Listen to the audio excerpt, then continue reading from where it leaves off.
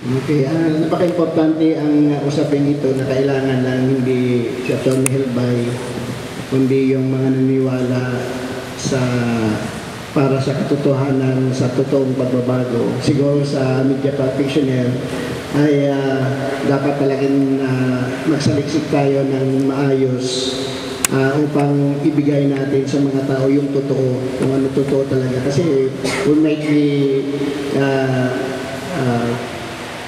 magbigay ng mga impormasyon na hindi naman din totoo. Ang media dapat ay para sa katotohanan dahil ang katotohanan ay siyang daan para sa pagbabago.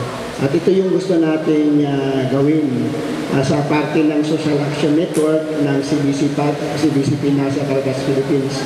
Ito yung aming paninindigan, aming National General Assembly last August. Yung aming tema ay yung social action ay kailangan panindigan yung katotohanan, yung katarungan para sa kapayapaan. Maraming salamat. Yung sa akin lang, napaka-importante ng debate na naaayon sa datos at tamang impormasyon. Dahil maraming mga tao, ini-equate nila yung issue ng federalismo sa loyalty sa isang tao. No, doon sa Pangulo. Sa tingin ko, that is the worst strategy for engaging in a debate on federalism or charter change. Katulad na lang nung sabi ko kanina, ihiwalay natin yung tao doon sa debate, doon sa prinsipyo. Kaya ang tanong ko, ang gulo ko ay, kahit sino presidente yung gumagawa nito, kung ito yung mga proposal niya, papayag ka ba o hindi? Dahil kung payag ka lang dahil si Presidente Duterte nagsulong niyan, pwede kang maisahan. Dahil yung basihan ng pagdesisyon mo ay loyalty to the person, not reason, not information. Kaya sa tingin ko, yung napaka-importante, yung role ng media nandun na may highlight yung usapan na prinsipyo ayon sa tamang impormasyon, hindi yung usapan ng loyalty, pro or anti-government ka ba or pro or anti-Duterte.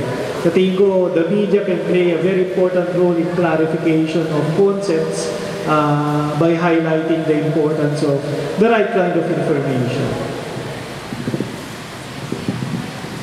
One of the mandate of the Social Action Center of the Diocese of Catarman is to advocate on good governance.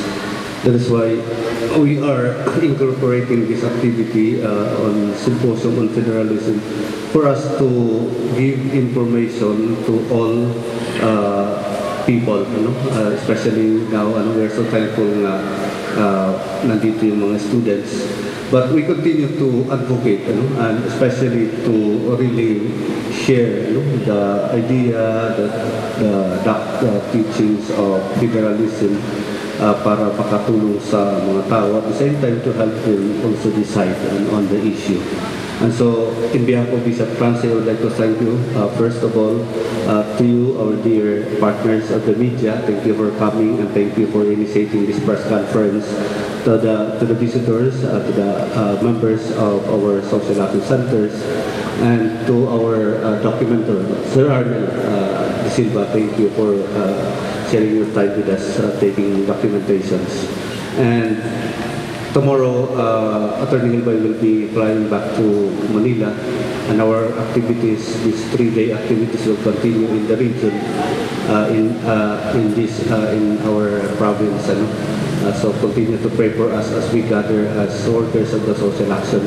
And also thank you to Attorney Hilbay, to Sir Idel for this very good opportunity that we were able to conduct this symposium. All of you, especially to the media, thank you very much. Karen, thank you.